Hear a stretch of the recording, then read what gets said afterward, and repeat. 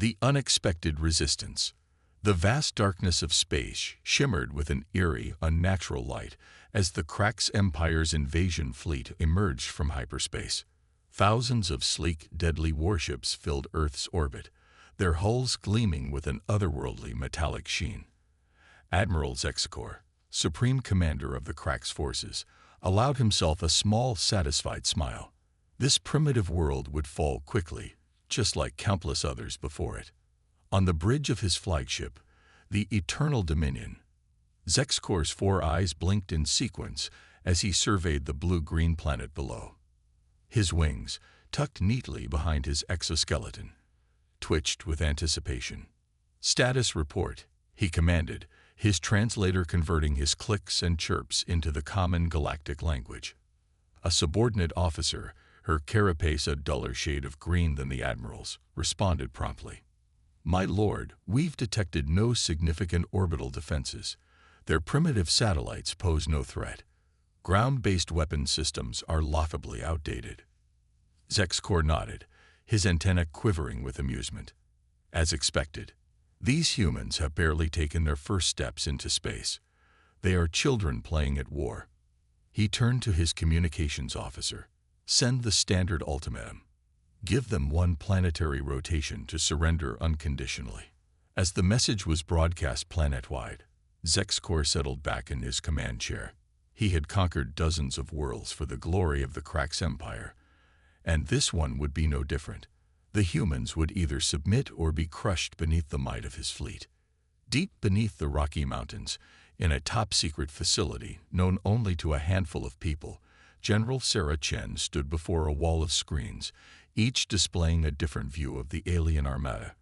Her weathered face, etched with the lines of countless sleepless nights, remained impassive as she absorbed the gravity of the situation.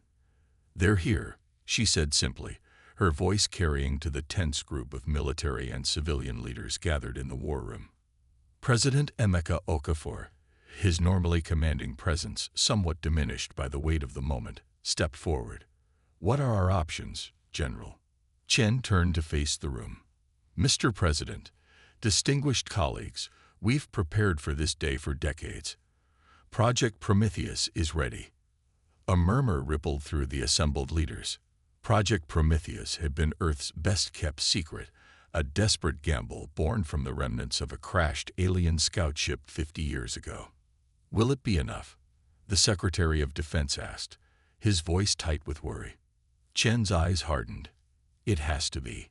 We've reverse-engineered their technology, improved upon it, and combined it with human ingenuity. The Krax think we're defenseless. They're about to learn how wrong they are." President Okafor nodded grimly. "Very well. You have full authorization, General. May God be with us all." As the alien ultimatum echoed across every communication channel on Earth, panic gripped much of the population. But in military bases and secret facilities around the globe, a carefully orchestrated plan sprang into action. In orbit, disguised as space debris and defunct satellites, hundreds of stealth platforms silently powered up.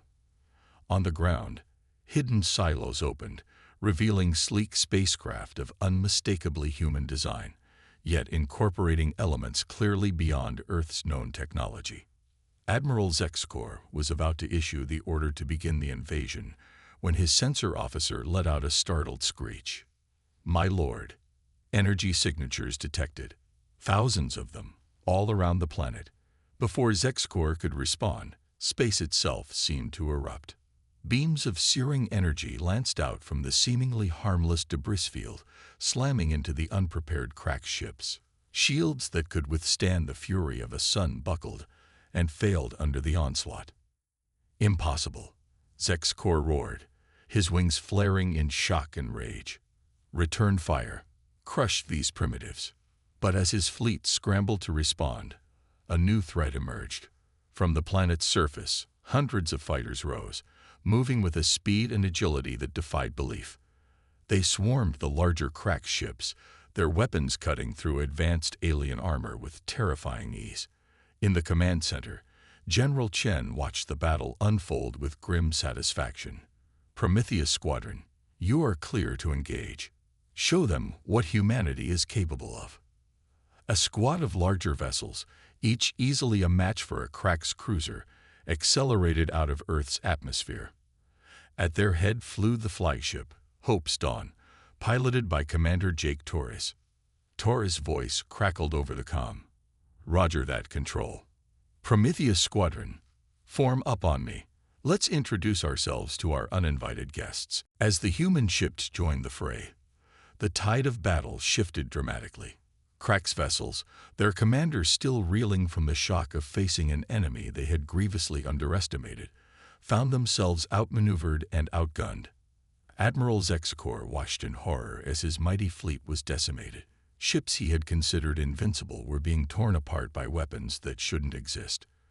Fighters piloted by a species that had barely achieved spaceflight danced around his best pilots, leaving destruction in their wake. "My lord," his second-in-command said, mandibles quivering, "we must retreat. We cannot win this battle." Zexacor's pride warred with his tactical sense. How could he flee from these primitives? But as another Krax dreadnought exploded nearby, he made his decision. All ships, emergency jump. Retreat to Rally Point Omega. As the remnants of the once mighty invasion fleet flickered and vanished into hyperspace, a cheer went up in command centers and cockpits around Earth. They had done it. They had repelled the invaders. But in the midst of the celebration, General Chen's expression remained solemn. She knew this was only the beginning. The Krax would return, and next time, they would not underestimate humanity. "Well done, everyone," she said, her voice carrying over the comm to all Earth forces. "But don't get comfortable. This was just the first battle. Now we prepare for war." As the adrenaline of victory began to fade, the weight of Chen's words settled over humanity's defenders. They had surprised the Krax today, but the element of surprise was gone. The real test was yet to come. In orbit, Commander Torres guided Hope's Dawn through the debris field that was once a Krax battle group. His co-pilot, Lieutenant Yuki Tanaka, let out a long, shaky breath. "We really did it, didn't we?" she said, her voice a mix of awe and lingering disbelief. Torres nodded, his eyes scanning the stars where the Krax had vanished. "We did, but the general's right. This is just the beginning." As Earth began to process the reality of their victory and the looming threat of the Krax's return, humanity stood at the precipice of a new era. They had proven themselves on the galactic stage, but the true test of their ingenuity, courage, and determination was yet to come. The Krax Empire had come expecting an easy conquest. Instead, they had awakened a sleeping giant, and now the galaxy would never be the same. Turning the tides. In the months following humanity's shocking victory over the Krax invasion force, Earth buzzed with a mixture of triumph and trepidation. The initial euphoria of repelling an alien armada had given way to the sobering reality of an impending galactic war. Commander Jake Torres stood before a holographic display of the Milky Way in the briefing room of Hope's Dawn, Earth's flagship. His weathered face, now bearing a thin scar from the first battle, was illuminated by the soft blue glow of countless stars. "The Krax Empire's borders, as far as we can tell," he said, gesturing to a large swath of red encompassing nearly a quarter of the galaxy. The room, filled with Earth's top military minds and scientists, fell into a contemplative silence. Dr. Ava Rodriguez, the lead scientist of Project Prometheus, stepped forward. Her dark eyes gleamed with a mixture of excitement and apprehension. "We've made significant progress in understanding and improving upon the Krax technology we captured, but we're still vastly outnumbered and outgunned." General Chen nodded grimly. "Which is why we need to be smarter, more innovative. We can't match them ship for ship, so we'll have to outthink them." President Okafor, joining via secure hologram, spoke up. "What's our next move, then? We can't just sit here and wait for them to return." A young lieutenant, Emily Zhao, cleared her throat nervously. All eyes turned to her. "Sir, Mom, I have an idea. It's unconventional." Chen's eyebrow raised slightly. Go on, Lieutenant. Zhao took a deep breath. The cracks use quantum entanglement for faster-than-light communication. We've reverse-engineered it, but what if we could hijack it? The room erupted in murmurs. Dr. Rodriguez's eyes widened. You mean to intercept and decrypt their transmissions? Zhao shook her head. No, ma'am. I mean to use their own network against them, to feed them false information, to confuse and misdirect their fleets. A slow smile spread across General Chen's face. Psychological warfare on a galactic scale. I like it.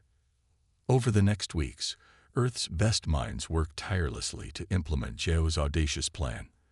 They called it Operation Trojan Horse. Meanwhile, the Krax Empire seethed with rage and humiliation. Emperor Zexthal, supreme ruler of 1,000 worlds, paced furiously in his grand chamber on the Krax homeworld. How? He roared, his translator struggling to convey the full fury in his clicks and screeches.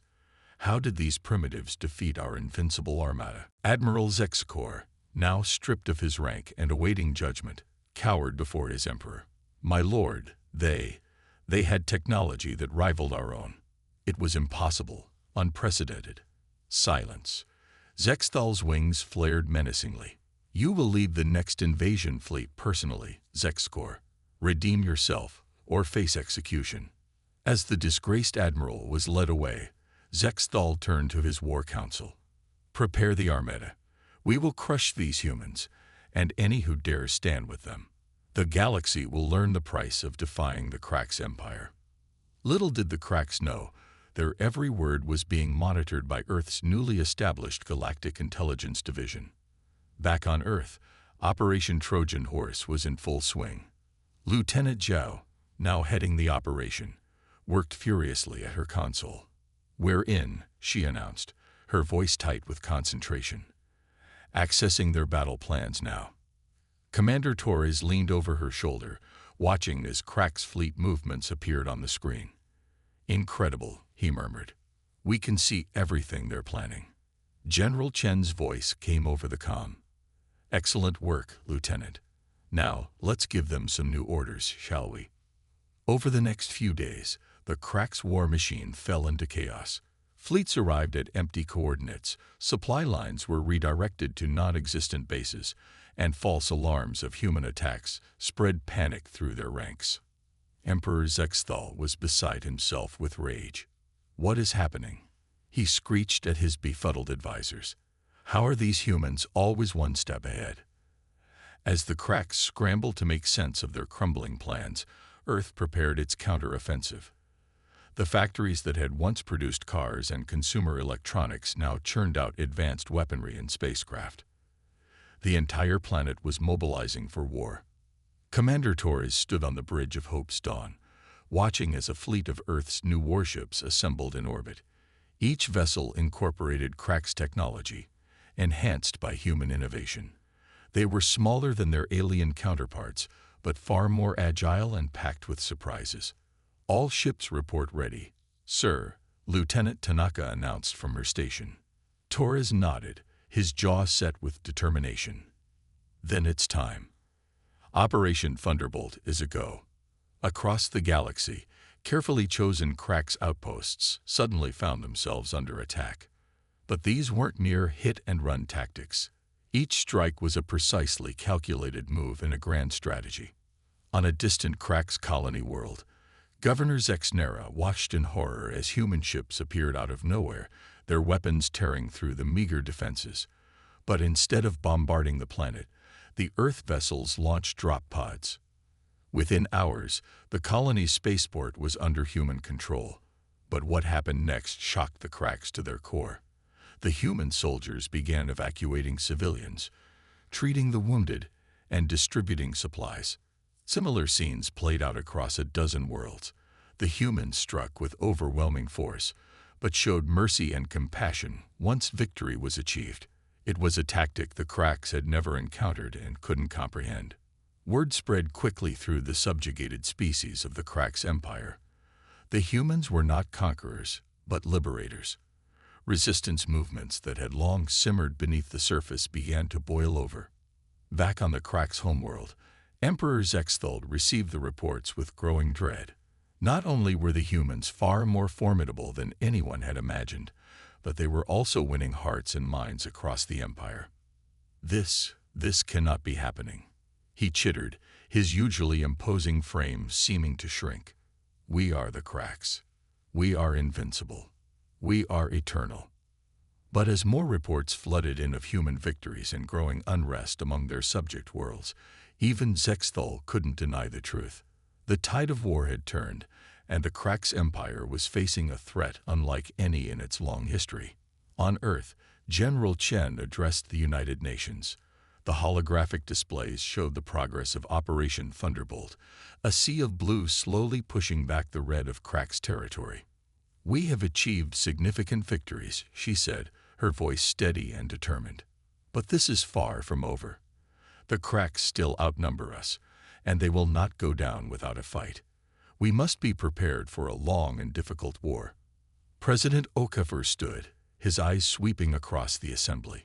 We did not ask for this war, he said, his deep voice resonating through the chamber. But now that it has come, we will see it through. Not just for Earth, but for all those who suffer under Crack's oppression. We fight not only for our survival, but for the freedom of the galaxy. A thunderous applause filled the hall.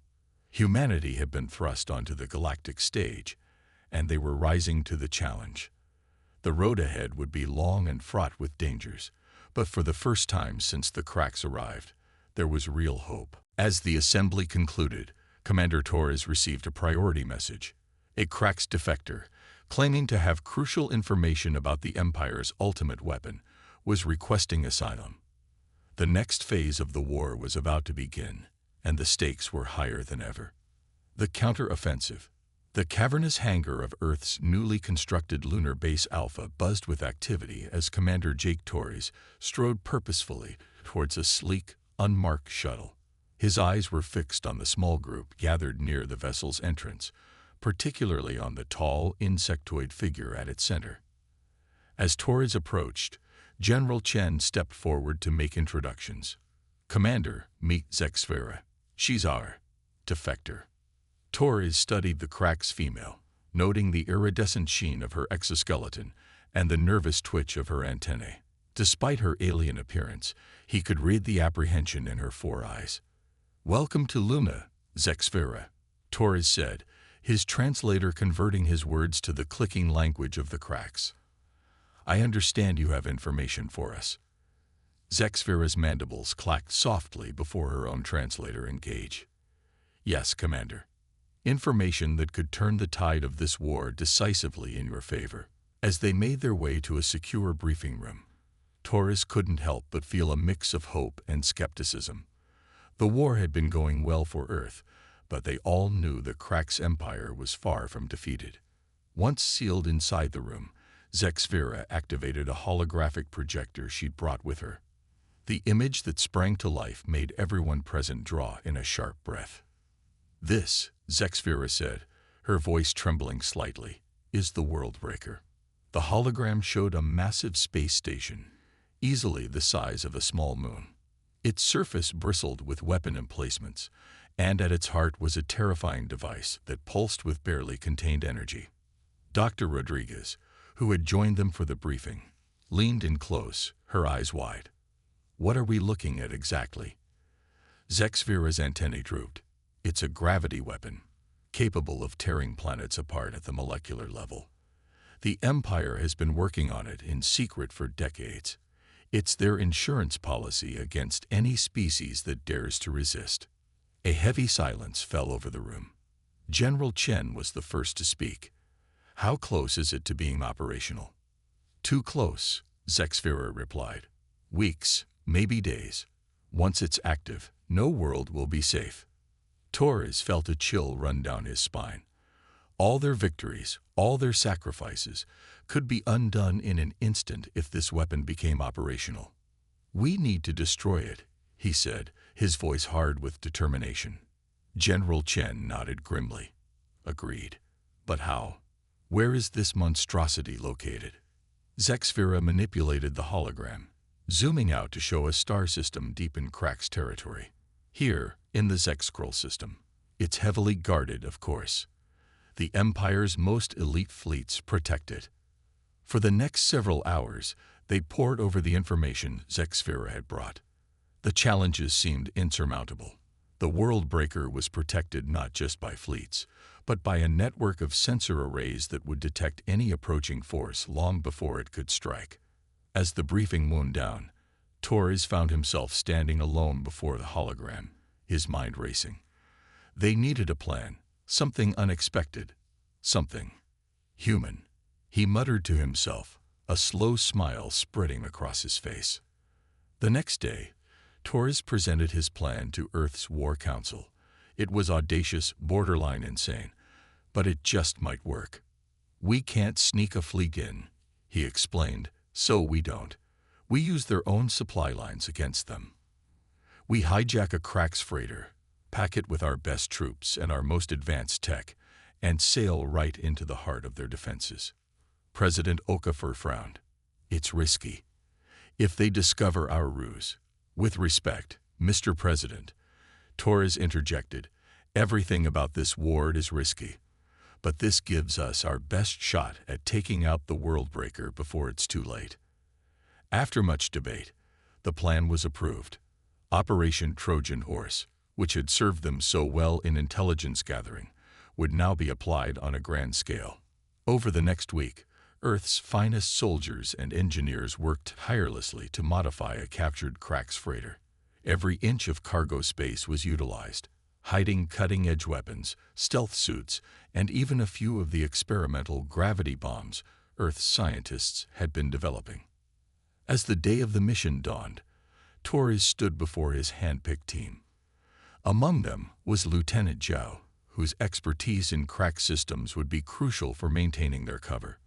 "I won't lie to you," Torres said, his voice carrying across the hangar. "This mission is dangerous. Many of us may not come back.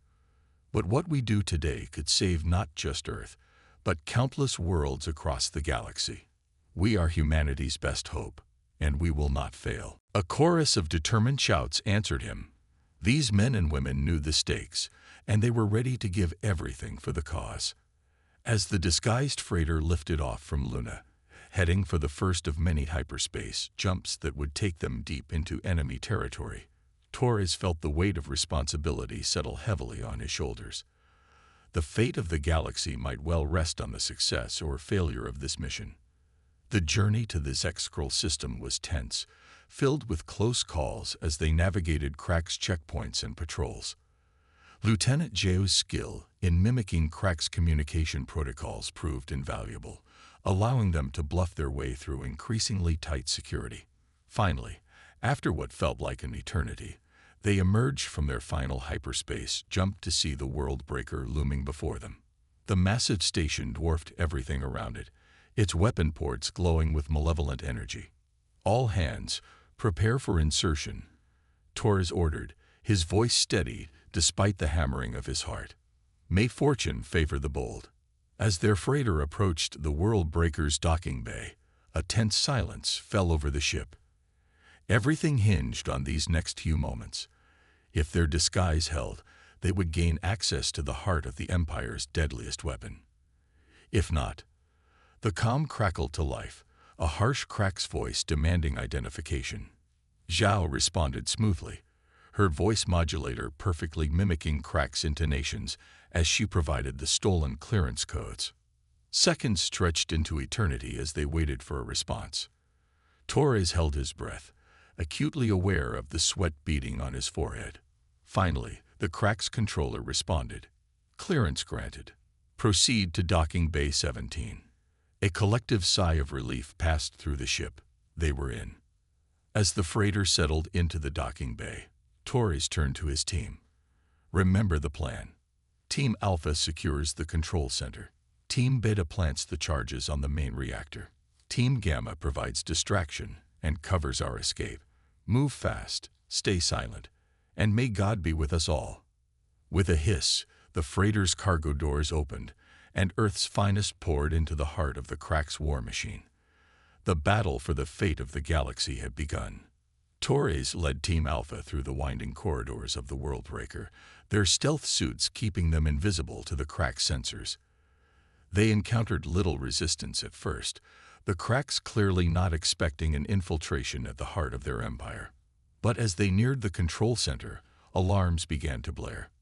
Somewhere, somehow, their presence had been detected. All teams, execute now. Torres barked into his comm. Our window is closing. The Worldbreaker erupted into chaos. Explosions rocked the station as Team Beta detonated charges at key structural points.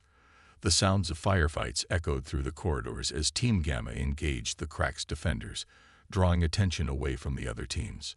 Torres and his team fought their way into the control center, their advanced weapons cutting through crack's defenses. As the last defender fell, Torres rushed to the main console. "Zhao, work your magic," he ordered. The lieutenant's fingers flew over the alien controls, her eyes darting across streams of data. "I'm in," she announced after a tense minute, initiating core overload. Just then, a massive explosion rocked the station. "Team Beta here," a strained voice came over the comm. "Reactor charges planted, but we've taken heavy casualties. We need immediate evac." Torres gritted his teeth.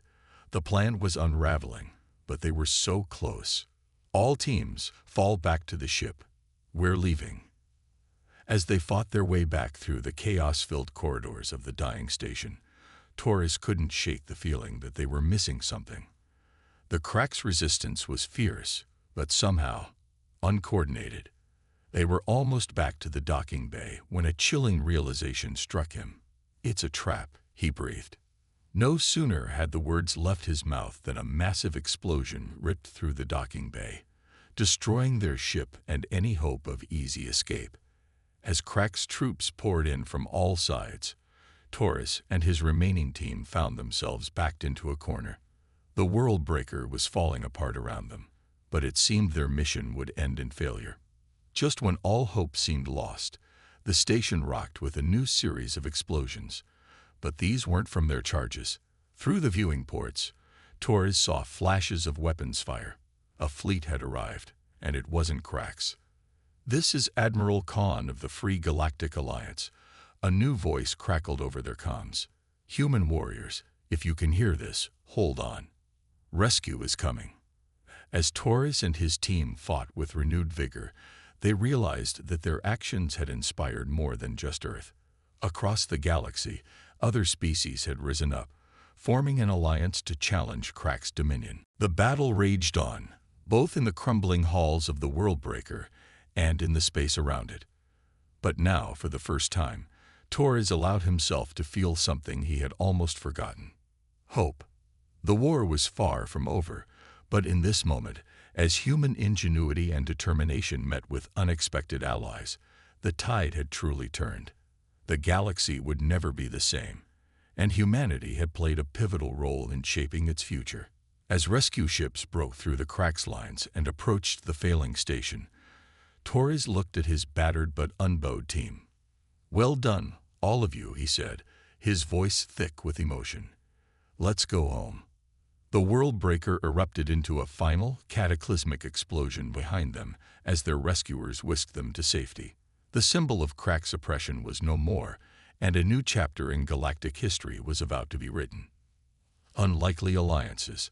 The bridge of the alien vessel hummed with unfamiliar energy as Commander Jake Torres stepped through the airlock. His eyes darted around, taking in the strange organic curves of the ship's interior and the diverse array of species working at various stations.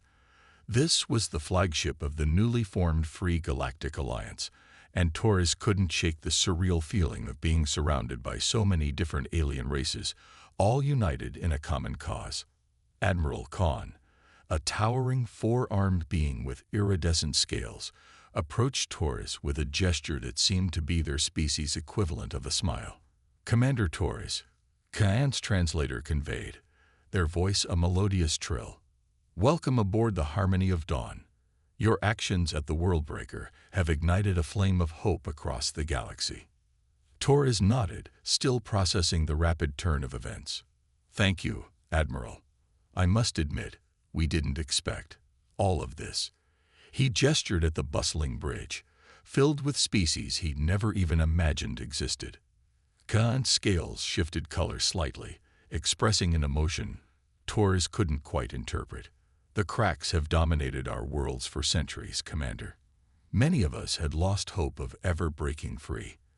But your people, your Earth, showed us that even the mightiest empire can be challenged."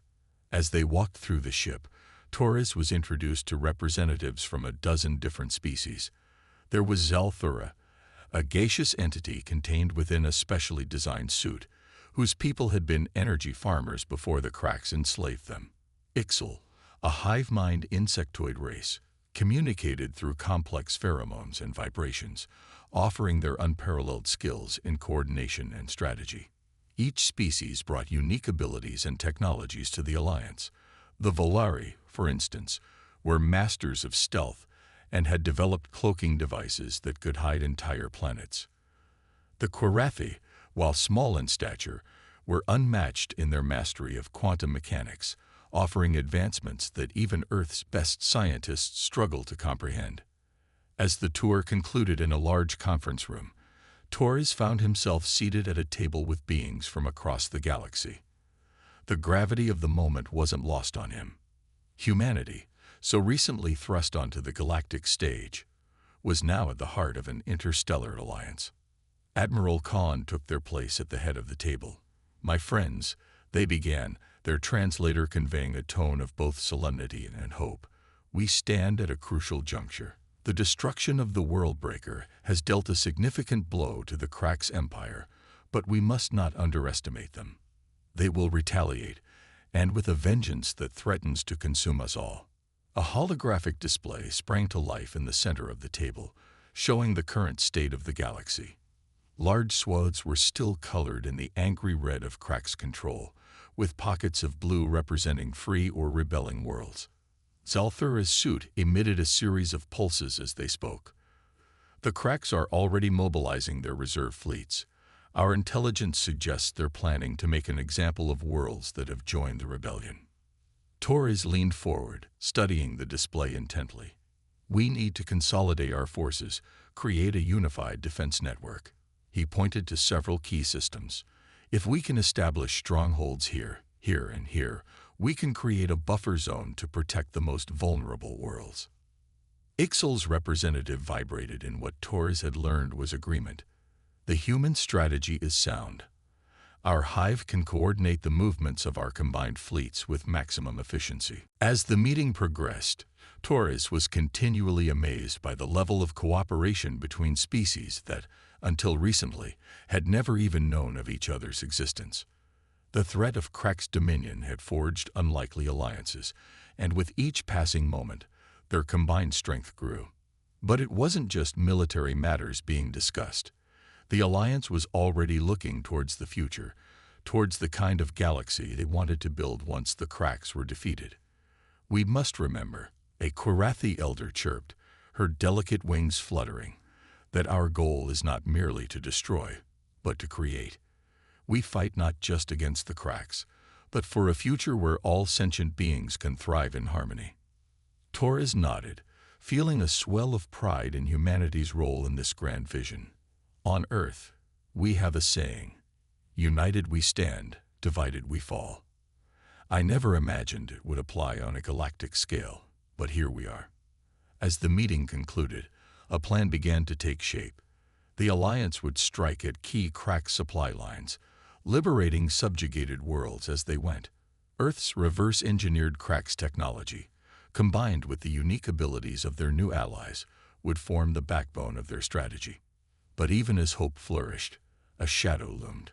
The Cracks' emperor, Zexthal, was not one to accept defeat graciously. Reports filtered in of brutal reprisals against worlds suspected of sympathy towards the rebellion. The race was on to free as many planets as possible before the Cracks could consolidate their remaining power. In the days that followed, Torres found himself working closely with the Alliance's diverse members. He marveled at the Volari's ability to move entire fleets undetected, watched in awe as Korathi scientists unraveled the mysteries of the universe and learned invaluable lessons in strategy from the hive mind of the Ixal. But it was during a quiet moment, standing in the harmony of Dawn's observation deck, that the true magnitude of what they were doing hit him. As he gazed out at the star-studded vastness of space, Torres felt a presence beside him. It was Zexfira, the Cracks defector who had risked everything to warn them about the Worldbreaker. "Your people have achieved the impossible, Commander," she clicked softly, her translator conveying a tone of wonder. "You've united the galaxy in a way I never thought possible." Torres turned to her, seeing not an alien being, but a compatriot, an ally in the truest sense. "We couldn't have done it without you, Zexfira. Your courage started all of this." Her antennae twitched in what Torres had learned was embarrassment. "I merely provided information. It was your human audacity, your refusal to accept defeat, that turned the tide." As they stood there, an human and a Cracks, united in purpose, Torres realized that this was the true victory. Not just defeating an empire, but forging connections across the stars, proving that despite their differences, sentient beings could come together for a greater good. A sudden alarm shattered the moment.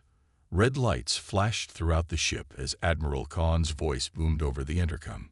"All hands to battle stations. Cracks war fleet detected on approach to the Lyra system." Torres sprinted towards the bridge, his mind already racing with tactical possibilities. The next phase of the war was about to begin, and the newly forged alliance would face its first true test. As he burst onto the bridge, Torres was met with a scene of controlled chaos. Beams of all species worked in perfect harmony, preparing the harmony of Dawn and the rest of the Alliance fleet for battle. Admiral Khan acknowledged Torres with a nod. "Commander, we'll need your expertise. The Cracks are employing tactics we've never seen before." Torres stepped up to the tactical display, studying the approaching Cracks fleet. His eyes widened as he recognized the formation. "They're adapting," he muttered, "using our own strategies against us." The battle that followed was unlike anything the galaxy had ever seen. The Alliance fleet, a patchwork armada of ships from a dozen worlds, faced off against the sleek, uniform might of the Cracks Empire. But where the Cracks had uniformity, the Alliance had diversity. Each species brought their unique strengths to bear. Volari ships danced through the Cracks lines, appearing and disappearing at will. Korathi vessels phased in and out of normal space, striking from impossible angles. Earth ships, incorporating technology from across the Alliance, stood toe-to-toe with Cracks dreadnoughts. And at the heart of it all was the harmony of Dawn, with Torres working alongside beings from across the galaxy, coordinating the most unlikely fleet in history. As the battle raged, Torres couldn't help but feel a sense of awe. This, he realized, was humanity's true role in the galaxy. Not just as warriors or technologists, but as unifiers, bridge builders between wildly different species and cultures. The Cracks fleet, for all its might, simply couldn't adapt to the sheer variety of tactics and technologies they faced. Slowly but surely, the tide of battle turned. As the last Cracks ship flowed into hyperspace, a cheer went up across the Alliance fleet. It wasn't just a victory in battle, but a vindication of their shared vision for the future. Admiral Khan turned to Torres, their scales shimmering with an emotion that needed no translation. "This is only the beginning, Commander. We have a long road ahead, but together, I believe we can forge a new era of peace and cooperation for all sentient beings." Torres nodded, his heart swelling with pride and hope. Humanity had come so far, from isolated species on a single world to a key player on the galactic stage. Whatever challenges lay ahead, they would face them not alone, but as part of something greater than themselves. As the harmony of Dawn set course for their next objective, Torres gazed out at the star-filled void, no longer seeing it as a realm of cold emptiness, but as a sea of possibilities, of worlds to explore and new friends to meet.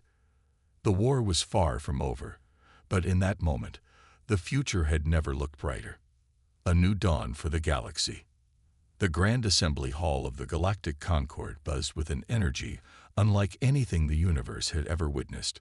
Representatives from hundreds of worlds, once subjugated under the iron grip of the Krax Empire, now gathered as equals.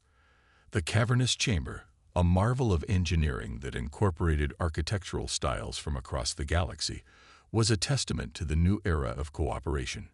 Commander Jake Torres, now Admiral Torres of the Earth Fleet, stood at the entrance, taking in the scene with a mixture of awe and pride. 5 years had passed since the formation of the Free Galactic Alliance, 5 years of brutal war, heartbreaking losses, and hard-won victories. But now, finally, they stood on the precipice of peace. Quite a sight, isn't it? A familiar voice chirped beside him. Torres turned to see Zexfira, her once dull exoskeleton, now shimmering with health and purpose. As the highest-ranking Krax defector, she had become a symbol of hope for those still under Imperial rule. Torres nodded, a smile tugging at his lips. If you had told me 6 years ago that I'd be standing here, about to participate in the formation of a galactic government alongside beings from across the universe, I'd have thought you were crazy. Zexfira's mandibles clicked in amusement. And if you had told me I'd be fighting alongside humans to overthrow the empire I once served, I'd have had you committed to a mental recalibration facility. Their banter was interrupted by the sound of trumpets, or rather, the closest approximation of trumpets that could be produced by the various species present. It was time for the assembly to begin. As Torres took his seat among the Earth delegation, he couldn't help but reflect on the journey that had brought them here. The war had been long and costly, but with each victory, more worlds had joined their cause. The Krax Empire, once thought invincible, had crumbled in the face of a united galaxy. Admiral Khan, their scales shimmering with barely contained emotion, took the central podium. Their voice, translated simultaneously into hundreds of languages, echoed through the hall.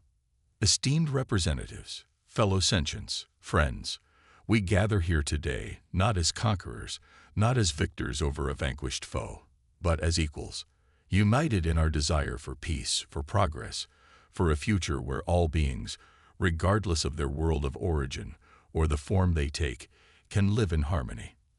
A ripple of agreement passed through the assembly.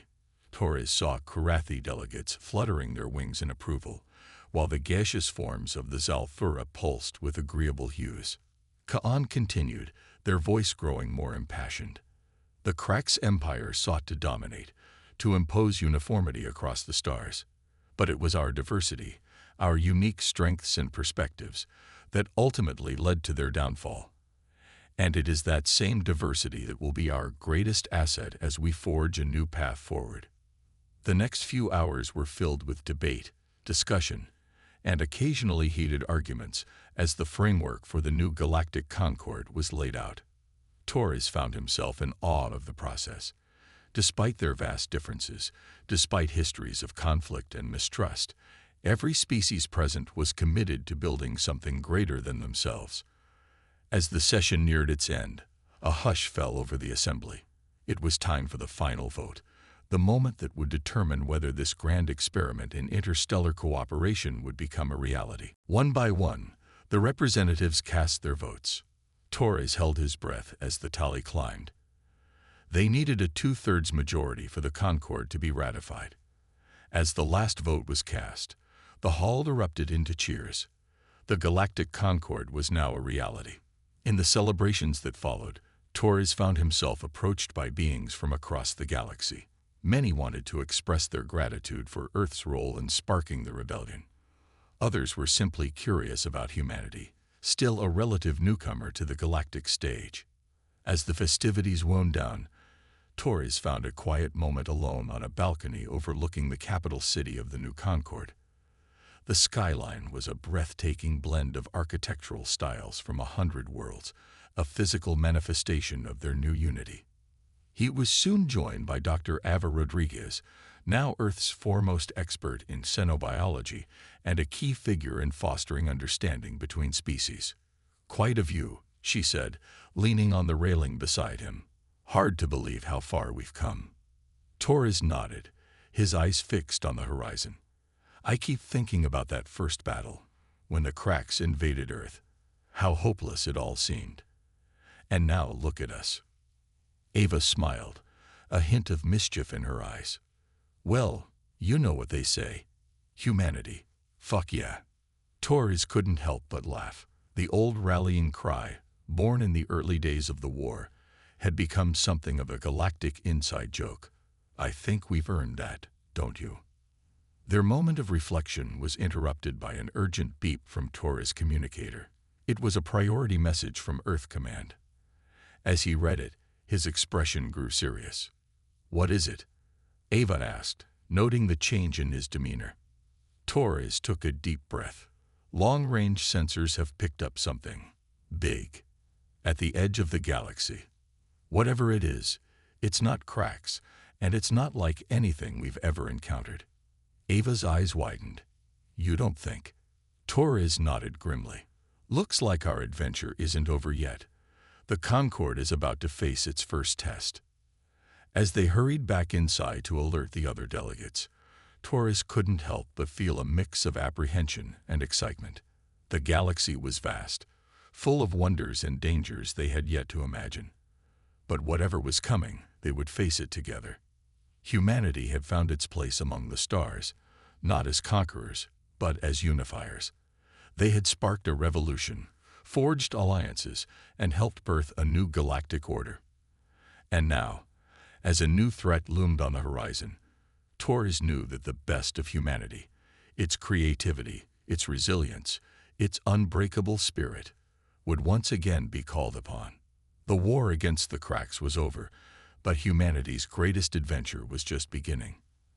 As Torres stepped back into the assembly hall, ready to rally the newly formed Concorde to face the unknown, he couldn't help but smile. Whatever the universe had in store for them, he knew one thing for certain. Humanity was ready. The end.